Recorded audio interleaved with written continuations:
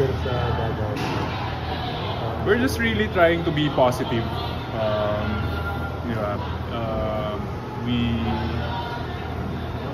We actually overachieved this conference, and yeah, just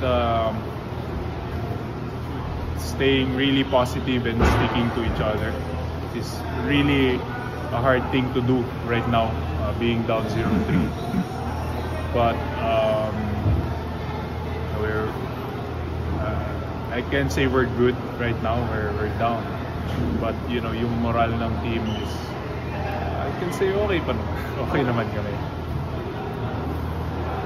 Are there any words of encouragement for Coach Boy after, back-to-back throughout process? Ano na rin naging message sa inyo ni Coach Boy?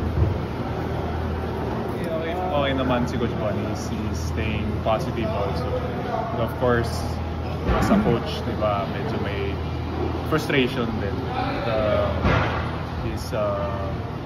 Okay naman si Coach. We're okay as a team.